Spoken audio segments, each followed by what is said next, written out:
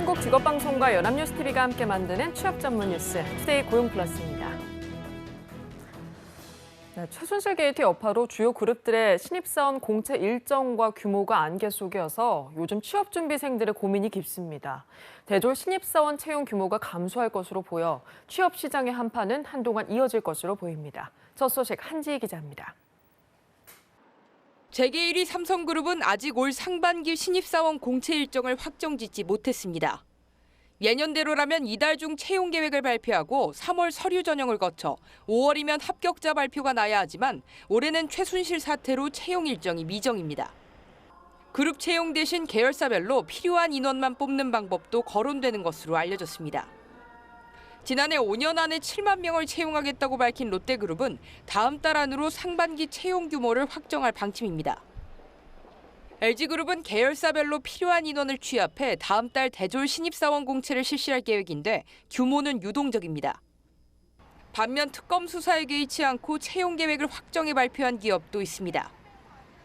SK그룹은 지난달 말 대졸 신입사원 2,100명을 포함한 총 8,200명의 신규 채용을 발표했습니다. 작년 10대 그룹의 전체 채용 규모는 약 5만 명. 하지만 올해는 대내외 경제 불확실성 확대에 최순실 사태까지 겹치면서 채용 규모를 확정하기가 쉽지 않은 것으로 알려졌습니다. 한 취업 포털에 따르면 올해 상장 기업들의 대졸 신입사원 채용 규모가 작년보다 5.2% 정도 감소할 것으로 나타났습니다. 이에 따라 올해 대졸 취업 시장의 한파는 더 매서워질 전망입니다. 연합뉴스TV 한지입니다. 최순실 게이트 등으로 한동안 경영 활동이 주춤했던 현대기아차그룹이 임원 인사와 신입사원 채용을 곧 실시하기로 했습니다. 현대차그룹 관계자는 대내외적으로 여러 현안이 불거지고 있지만 기업 활동은 정상적으로 진행해야 날로 치열해지는 글로벌 시장에서 경쟁력을 확보해 나갈 수 있다고 밝혔습니다. 현대차그룹은 우선 빠르면 다음 주에 임원 인사를 단행하고 신입사원 공채도 다음 달부터 진행할 예정입니다. 최순실 게이트 특검 수사의 불똥이 금융권으로 튀고 있습니다. 금융가에서도 최 씨의 인사 개입을 비롯한 전횡이 드러나고 있고 여기에 고위 인사들도 직간접적으로 관련이 된 것으로 보여 파장이 불가피합니다. 정주희 기자입니다. 최순실 게이트 초반 드러난 정유라 특혜 대출 의혹에 당사자인 KB 하나은행은 절차상 문제없다고 자신했습니다. 하지만 이 대출을 맡았던 당시 독일법인장 이상화 현 글로벌 이본부장의 입김이 유재경 미얀마 대사 인사에 작용한 사실이 드러나면서 다시 곤혹스러운 입장이 됐습니다. 유 대사와 이본부장은 독일 지역 고려대 동문 모임에서 친분을 쌓았습니다. 양혜경 전 삼성전자 유럽본부 사장을 비롯해서 지금 최순실 게이트에 연루되어 있는 유재경 등 다양한 인사들이 지금 포진되어 있습니다.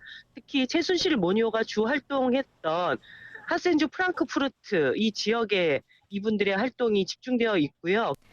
당시 금융위 부위원장이었던 정찬우 한국거래소 이사장도 이본부장 인사에 관여했다는 의혹을 받고 있습니다. 최순실 씨가 이본부장의 승진을 위해 압력을 넣자 구속된 안종범 전 수석이 당시 정부위원장에게 지시했다는 겁니다.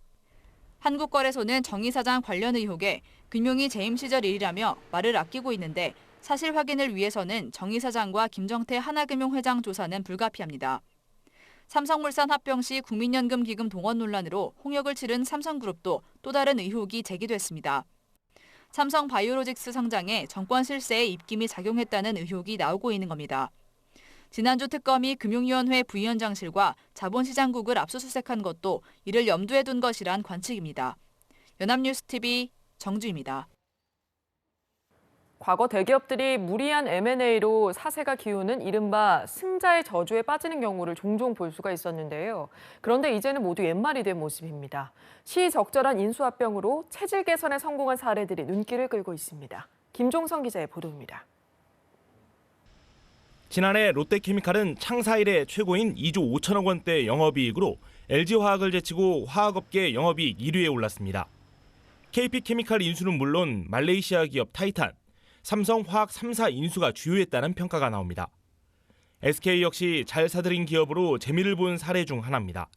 2012년 인수한 하이닉스는 작년 1조 5천억 원대 영업이익으로 그룹의 주력 계열사인 SK텔레콤을 능가했습니다. 금호와 동부 등 인수합병에 과욕을 부렸다 배탈이 났던 기업들과는 확연히 다릅니다. 구체적인 사업 계획을 바탕으로 감당할 수 있는 범위 내에서 사냥에 나섰기 때문입니다. 특히 올해는 주요 기업들이 생존을 위해 사업 포트폴리오를 전면 조정하겠다고 밝힌 만큼 그 어느 때보다 치열한 인수합병 경쟁이 펼쳐질 전망입니다. 삼성의 경우 전장업체 하만의 인수를 무사히 마치면 연 8조 원대 매출과 8천억 원대 영업이익을 더 얻을 것이란 분석이 나옵니다. 미국 다우케미컬의 화학소재 부문을 인수한 SK이노베이션은 연간 1,700억 원대의 추가 매출을 기대할 수 있게 됐습니다. 변화에 뒤처지거나 경쟁력 회복이 어려운 사업들은 근본적으로 사업 방식을 바꾸는 동시에 성장 산업은 힘을 모아 제대로 육성해야. 전문가들은 인수 경쟁에서 승리한 기업의 환호는 경제의 새 활력소가 될 수 있다며 효과적인 M&A 지원을 위한 제도적 뒷받침이 필요하다고 입을 모읍니다. 연합뉴스TV 김종성입니다. 삼성전자가 아시아 태평양 스마트폰 시장 1위에서 5위로 내려앉았습니다. 미국 시장 조사기관 스트래티지 애널리틱스는 삼성전자가 지난해 4분기 아시아 태평양 스마트폰 시장에서 시장 점유율 9.4%로 5위를 기록했다고 밝혔습니다. 삼성전자가 주춤한 동안 중국 시장을 휩쓴 오포가 시장 점유율 12.3%로 처음으로 1위에 올라섰고 애플과 화웨이, 비보가 그 뒤를 이었습니다. 이는 갤럭시 노트 7 리콜 과정에서 쏟아진 중국 소비자들의 불만, 또 오포와 비보의 인도 시장 집중 공략 등의 영향 때문으로 풀이됩니다. 올해 들어 원화 가치가 전 세계 주요국 통화 중에 두 번째로 많이 오른 것으로 나타났습니다. 한국은행에 따르면 달러와 대비 원화 가치는 올해 들어 5.2%가 올랐습니다. 지난해 말 달러당 1,207.7원으로 장을 마친 원달러 환율은 지난 3일 1,147.6원으로 한 달여 만에 60원 이상 하락했습니다. 이는 달러와 대비 가치가 6.2% 오른 호주 달러에 이어 상승폭이 주요국 중 두 번째로 큰 수준입니다. 미국에서 불어올 금리 폭풍이 우리 경제의 또 다른 뇌관이 될 조짐입니다. 트럼프 행정부의 1조 달러 사회 간접 자본 투자 방침에 시장 금리가 빠르게 오르고 있는데요. 여기에 연방준비제도의 기준금리 인상까지 겹치면서 가계부채 부실화와 자본 유출 걱정이 커지고 있습니다. 김종성 기자입니다. 점차 노고라는 통상 압박과 함께 한국 경제를 위협하는 또 다른 요인은 미국의 금리 움직임입니다. 이미 금리 인상 엔진을 가열 중인 미국 연방준비제도는 연내 3번까지 금리를 올릴 것임을 시사한 상태입니다. 여기에 트럼프 미국 대통령의 감세와 사회 간접 자본 투자 공약이 실행될 경우 필요한 것은 미국의 대규모 국채 발행.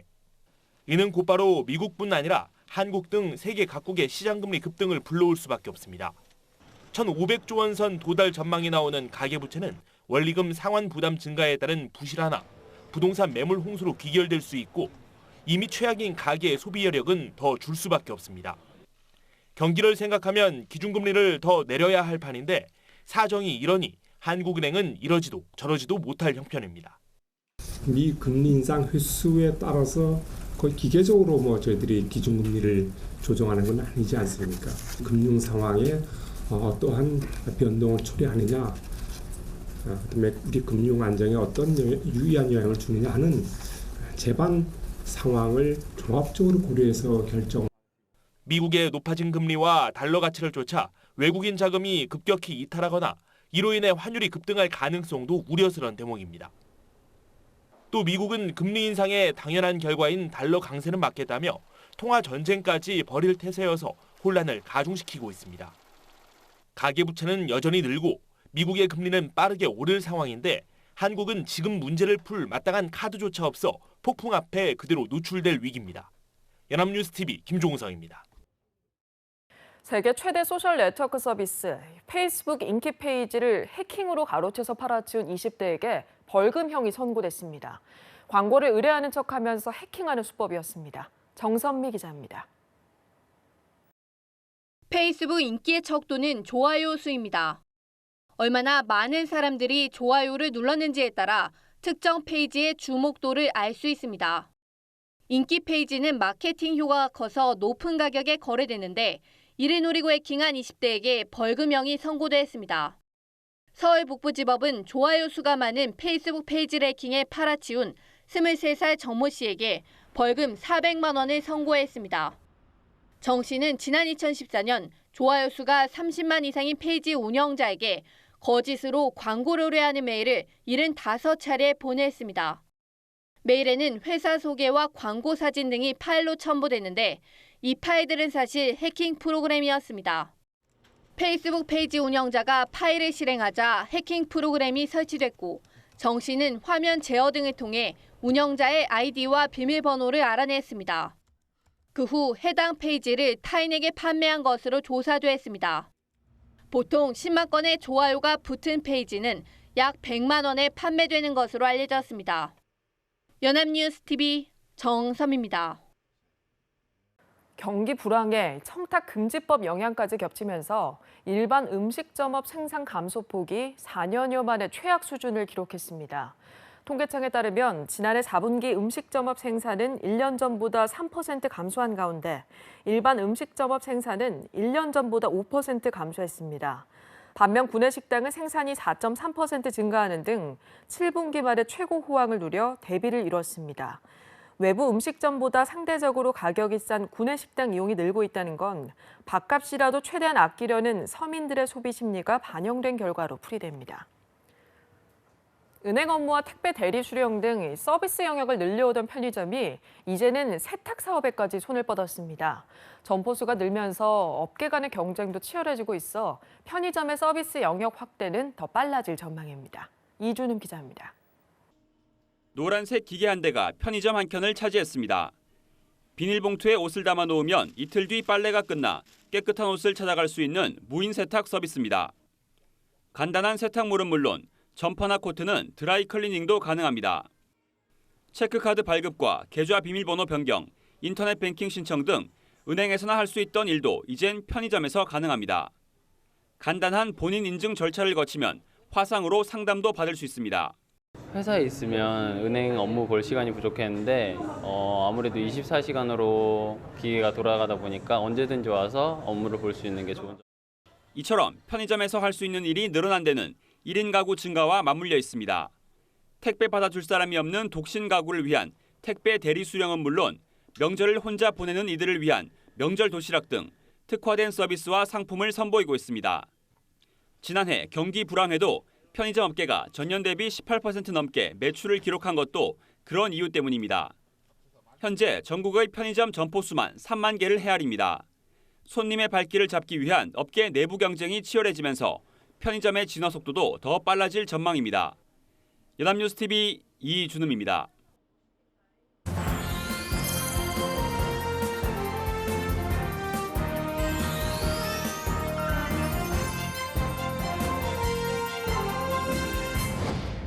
최근 사회적으로 핫한 이슈를 키워드로 알아보는 핫키워드 시간입니다. 오늘도 구보나 캐스터와 함께합니다. 안녕하세요. 안녕하세요. 핫키워드 시간입니다. 이번 주부터 대학교들의 졸업식이 시작되는데요. 요즘 대학교 도서관에 가보면 대부분의 학생들이 공무원 시험, 또 취업 시험 준비에 여념이 없다고 합니다. 취업을 위해 청춘을 바쳐야 하는 씁쓸한 현실인데요. 그래서 바늘구멍보다 작다는 취업문 통과 대신 창업으로 눈을 돌리는 청년들도 늘어나고 있습니다. 그중에서 특히 이곳에서 창업을 하면 정부와 지자체의 지원을 받을 수 있다고 하는데요. 강설이 아나운서, 혹시 이곳이 어딘지 아시겠어요? 네, 글쎄요. 너무 힌트가 없어서 잘 모르겠는데요. 혹시 농촌이 아닐까요? 청년들이 부족한 곳이니까 아무래도 창업을 지원해 주는 거겠죠? 네, 비슷하게 맞추셨는데 정답은 아닙니다. 정부와 지자체가 나서서 청년 창업을 적극 지원하고 있는 장소는 바로 전통시장입니다. 점점 설 자리를 잃어가는 전통시장에 활력을 불어넣고 또 청년들에게는 창업 기회를 주는 일석이조 정책인데요. 오늘 이 시간 전통시장 청년 창업에 대해 집중적으로 알아보겠습니다. 네, 요즘 대형마트에 밀려서 전통시장에는 빈 가게들이 많다고 하죠. 그런 곳에 청년들이 들어와서 창업을 하게 되면 특색도 있고 또 활력도 생겨서 정말 일석이조겠어요. 네, 정부도 그런 기대로 이 전통시장 청년 창업을 장려하고 있습니다. 먼저 중소기업청이 서울시와 손잡고 창업을 희망하는 청년들에게 임대료와 인테리어 비용 등을 지원하기 위해서 51억 원의 예산을 마련했습니다. 각종 컨설팅과 홍보, 마케팅도 지원해줄 예정으로 약 20개 시장에 200개 점포를 대상으로 합니다. 네, 계산을 해보면 대략 한 점포당 2천만 원 정도가 지원이 가능한 셈이니까 아무래도 처음 창업에 도전하는 청년들에게 큰 힘이 될 것 같습니다. 자, 그럼 그 밖에 또 어떤 지원 제도가 마련돼 있나요? 네, 꼭 전통시장만을 대상으로 하는 건 아니지만 이 소상공인을 대상으로 하는 저금리 대출 지원이 있습니다. 이 소상공인시장진흥공단은 상시 근로자가 5인 미만인 이 소상공인을 위해서 1조 6,250억 원 규모의 자금을 2% 내외의 저금리로 지원하고 있습니다. 만약 전통시장에 청년 창업을 할 경우에는 다른 정부 지원과 중복으로 신청할 수도 있다고 하니까요. 참고하시면 좋겠습니다. 네, 창업의 아이디어는 있지만 자금이 부족한 청년들에게 좋은 정보가 될 것 같습니다. 그런데 몇 해 전에 전통시장에서 창업을 한 청년들이 재계약을 앞두고 어려움을 겪고 있다는 뉴스가 있었습니다. 전통시장 창업이 만만치만은 않은 것 같은데요. 네, 맞습니다. 강화도의 전통시장에서 화덕 피자집을 창업한 청년 6명은 지난해 말 가게가 폐업할까 봐 마음을 졸였다고 합니다. 창업한 지 3년이 지나서 자리를 잡을 즈음 중소기업청의 지원이 끝났는데요. 마침 그때가 점포의 재계약 시점이었다고 합니다. 그런데 시장 상인회에서 아침마다 상인 회장에게 문안 인사를 해라, 이 상인회에 허드렛 일을 하라는 이상한 재계약 조건을 내걸었다고 합니다. 네, 일종의 갑질로 느껴집니다. 텃세도 아니고 재계약 시점에 갑자기 이랬다니까 알게 모르게 기존 상인들과 갈등이 좀 있기는 했나 봐요. 네, 다행히 이 사연이 인터넷을 통해 알려지면서 서로 오해도 풀고 또 재계약도 맺었다고 하는데요.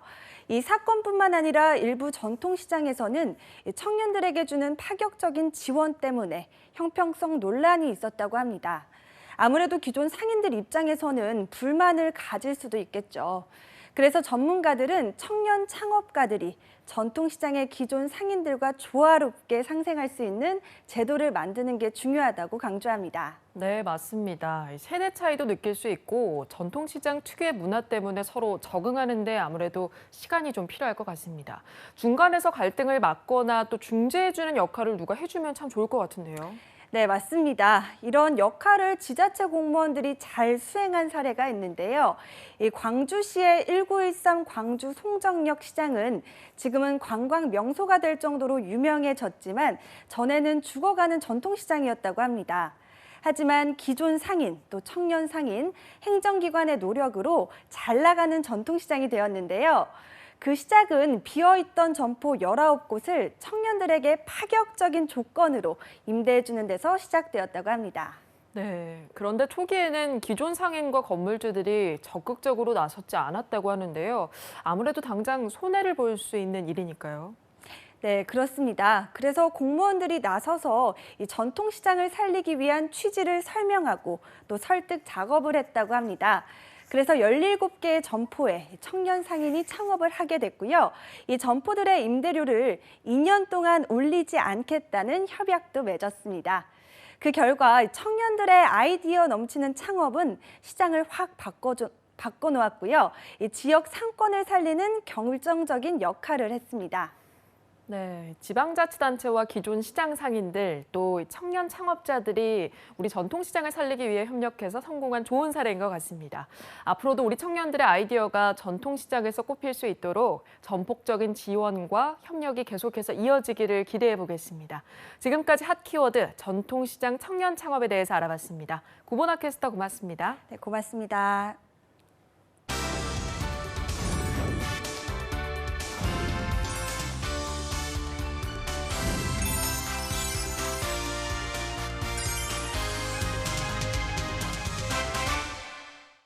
투데이 고용플러스 오늘 준비한 소식은 여기까지입니다. 함께해 주신 여러분 고맙습니다.